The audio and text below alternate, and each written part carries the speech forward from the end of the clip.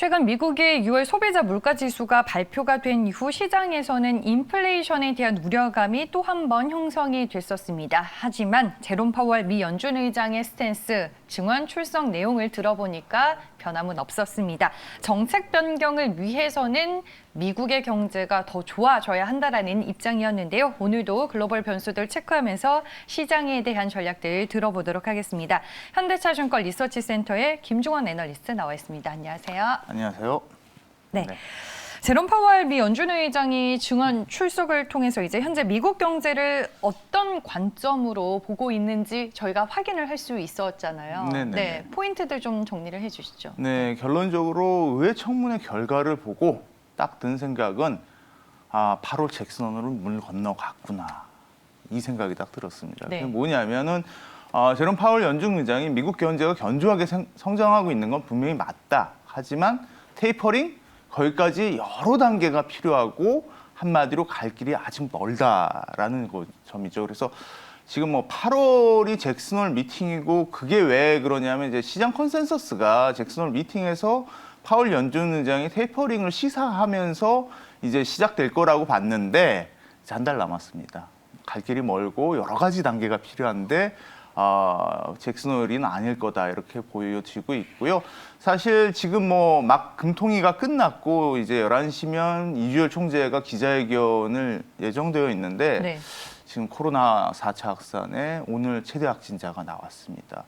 연내 금리 인상을 얘기하셨는데 어떤 얘기가 나올지가 좀 궁금해지는 상황이고요. 스탠스가 네. 살짝 바뀔 수도 있다고 그러니까 보시는 왜 거예요? 이렇게 우리가 시장, 특히 시작 생각하는 거하고 좀 달라질 수밖에 없었냐라는 게 이제 그 집단 면역 스케줄이었죠. 그래서 접종률 70%라는 거를 우리가 기준을 두고 미국은 7월, 한국은 11월로 지금 전망하고 있었는데요.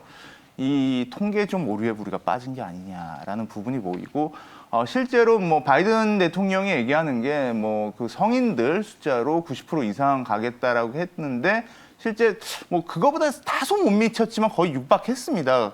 그럼에도 불구하고 집단 면역은 형성되지 않고 뭐 어제 그제로 보면 미국에서 신규 확진자가 3만 명, 2만 명씩 아직 나오고 있는데 뭐 미국보다도 백신 접종이 더 잘 됐던 뭐 이스라엘이나 뭐 영국 사례를 보더라도 그렇고요. 그래서 그럼 왜 우리 접종률 생각하고 스케줄대로 가고 있는데 이게 집단 면역이 안 나오냐라는 부분에 말씀드린 대로 통계 오류가 있었다라고 생각하는데 우리가 접종률이라는 걸 생각을 했습니다. 그래서 70%쯤 되면 이제 전문가들이 얘기할 때 집단 면역 7, 80% 되면 집단 면역이 형성될 거다라고 했는데 그때 70%라는 건 평균적인 70%를 얘기합니다. 그러니까 무작위적으로 백신을 접종을 해서 70% 모든 세대가 골고루 맞았을 때 그 효과가 나타나는데 이제 방역의 초점이 집단 면역도 있긴 하지만 이제 치사율을 낮추는 게 핵심이죠. 그러다 보니까 고령층 중심으로 이제 맞게 됐고요. 뭐 70대, 60대, 50대 우리 한국은 이렇게 그런 식으로 내려오고 있습니다.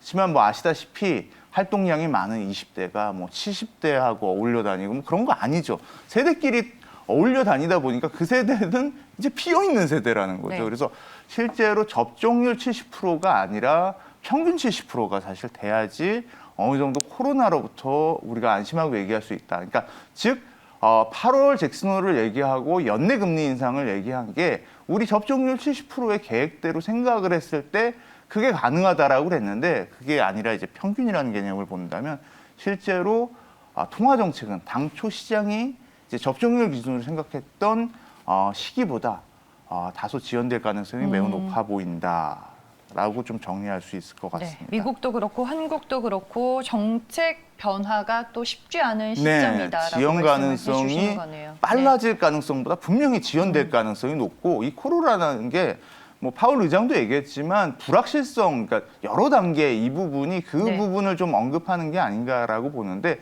사실 우리가 겪어보지 않았고 어떤 바이러스를 백신 맞아서 물리쳐 본 적이 없기 때문에 어떻게 될지 알 수 없는 부분이 상당히 많다라는 거죠. 그리고 실제로 끝났다 할 때도 그 끝난 거를 어떻게 확인할 수가 있느냐?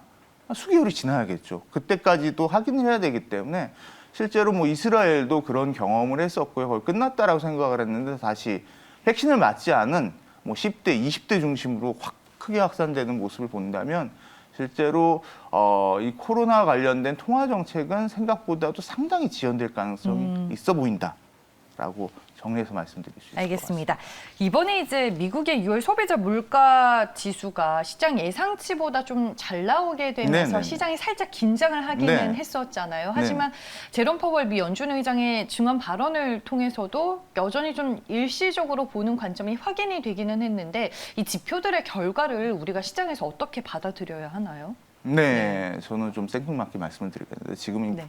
오히려 지표가 CPI가 높게 나오는 게 시장에 유리하다. 그러니까 오, 위험 네. 자산 투자하는 입장에서 굉장히 유리하다라고 좀 말씀드릴 수 있을 것 같고요. 네. 실제로 물론 그랬습니다. 저 뭐 그래프 보면서 말씀드리겠지만 이제 5월 소비자 CPI가 작년에 저점이었기 때문에 6월 CPI는 둔화될 거다라고 봤습니다. 그런데 더 5월 대비해서 더 높게 나왔고요. 뭐 그런 영향은 이제 공급망 영향 그리고 이제 그 국제유가 등 반등 뭐 이런 영향들이 있었다라고 보여지고요. 지금 상황 어떻게 보면 이제 골디락스라고 제가 말씀드렸는데 골디락스라는 건 금리가 하락하는 게 아닙니다. 금리가 더디게 올라가는 상황이죠. 그게 중요하다라는 거죠. 그래서 최근에 보면은 미국 장기채 금리가 가파르게 사실 하락을 하면서 뭐 1.3까지도 하회하기도 했죠. 그래서 사실은 더 어려운 부분은 그런 부분입니다. 금리가 계속 빠진다면 더 어렵고요. 오히려 금리가 오르고 테이퍼링 언제 하나요? 이런 얘기들이 많이 나올 때 실제로 테이퍼링은 안 나오지만 그럴 때가 주식시장이 좋은 국면이다라고 보여지고요. 실제로 그래서 CPI가 높게 나오면서 다시 금리가 반등. 그러니까 금리는 추세적으로 올라가는 건 좀 지속돼야 되는데 그런 흐름 자체가 사실은 위험자산 투자에는 유리하게 작용하고 있다라고 보여집니다. 그래서 말씀드리고 싶은 것은 지금은 물론 이제 금리가 굉장히 가파르게 오르고 다시 1.7을 넘으면 문제가 되겠지만 그게 아니고 또한 반대로 금리가 너무 가파르게 하락해도 그것도 안 좋은 상황이다. 그래서 골디락스라는 게 천천히 따뜻해야 되거든요. 올라가는 미지근해야 되는 네. 이 상황이기 때문에 차가우면 안 되기 때문에 오히려 CPI가 높게 나왔던 것들이 시장으로 보면 이제 경기 둔화 우려를 완화시키는 요인으로 작용했다라고 보여집니다. 뭐 근데 지금 어찌됐든 간에 전 세계적으로 네. 변이 바이러스로 인해서 신규 코로나19 확진자 수가 늘어나고 있는 추세이기는 한 거잖아요. 네네네. 그리고 최근에 또 미국 쪽에서 경제 성장 둔화에 대한 얘기가 좀 나오기도 네네네. 했었고 뭐 최근에 미국 2분기가 경기 정점이다 네네네. 이런 말이 있었는데 이 피크아웃에 대해서는 저희가 너무 시기상조적으로 우려를 하고 있는 거예요. 뭐 그렇죠. 2분기 실적이 이렇게 되게 생각 외로 더 잘 나오면서 네. 국내도 그럴 것 같고요. 뭐 1분기 이후에 2분기 컨센서스가 낮아서 소폭 둔화되는 거 아니냐라고 봤는데 실제로 뚜껑을 열어보면 그러지 않을 가능성이 높고요. 근데 2분기가 잘 나오고 그러다 보니까 이제 경기 모멘텀으로 우리가 중요한 게 보는 게 PMI 지표인데요. 그게 서베이 지표다 보니까 그렇고 ISM 제조업 기준으로 하면 올해 픽 고점이 65까지 갔는데 이 ISM이 뭐 75를 가겠냐, 설마 70을 가겠냐 이러다 보니까 이제 경기 고점이다.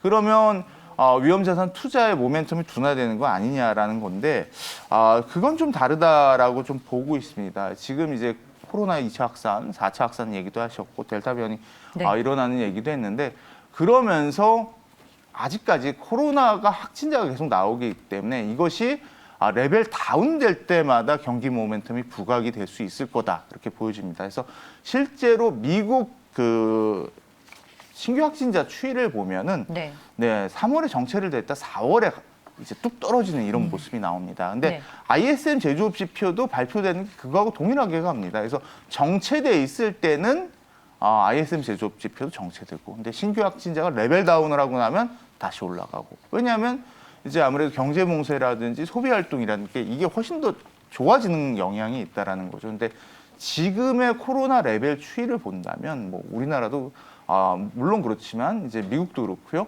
아직까지 레벨 다운 될 영역이 많이 남아 있기 때문에 레벨 다운이 될 때마다 어떤 경기 모멘텀이 다시 부각이 될 수 있을 거다라고 보여집니다. 그래서 경기 2분기 정점 논란은 좀 빠르다라고 보여지고요. 네. 그리고 서두에서 말씀드렸지만 코로나가 확진자가 뭐 거의 안 나온다. 그래도 이스라엘 경우를 봐서 그게 이제 몇 개월 동안 우리가 모든 걸 다 열 수는 없는 거죠. 그리고 사람들이 소비 활동이나 여행이나 이런 것들을 바로 당장 시작되지는 않을 거기 때문에 생각보다도 경기 모멘텀은 계속해서 갈 수 있다라고 좀 보여집니다. 네, 알겠습니다. 오늘 뭐 글로벌적으로 여러 가지 시장 얘기를 좀 듣고 있는데 이런 것들을 종합해 봤을 때 그럼 현 시점에서는 어떤 포트폴리오 전략을 저희가 구사해야 되는 거예요? 네, 그래서 네. 투자 전략이 굉장히 중요한 거고요. 네. 그리고 이제 힌트를 받을 수 있는 게 제가 계속 말씀드린 게 유동성 효과는 생각보다 더 오래 갈 수 있다. 이건 위험자산 투자에 상당히 좋다라고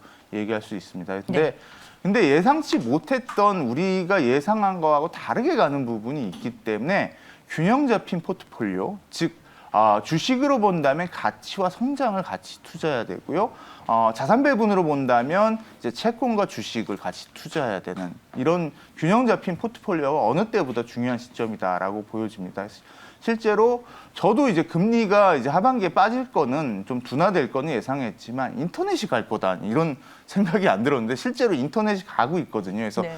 그런 국면들이 앞으로 계속해서 나올 거기 때문에 그렇다고 경기 회복이 안 되는 거기는 아니기 때문에 경기 민감의 가치가 가지만 또한 코로나 해소 지연 등의 이유 등으로 인해서 또 다시 성장주가 가는 이런 국면이 펼쳐질 수 있을 거고 자산 배분 관점에서도 보면 7월 달에 오히려 주식보다 수익률이 좋았던 게 채권이었다. 그래서 올해 채권이 마이너스였다라고 생각을 하지만 지금 하반기 들어서 반등하고 있다라는 부분이기 때문에 이제는 너무 위험자산에 쏠린 포트폴리오보다는 위험자산과 안전자산을 동시에 좀 가져가고 또한 주식 안에서도 가치와 성장을 균형 잡게 투자하는 전략. 그러니까 균형 잡힌 포트폴리오가 이 유동성 효과가 장기간 오래되는 구간에서 가장 수혜를 받을 수 있는 전략이 아닐까 이렇게 보고 있습니다. 네, 유동성 효과의 수혜를 높이기 위해서는 균형 잡힌 포트폴리오 네. 전략이 딱 필요한 시점이다라고 요점 정리를 해주셨습니다.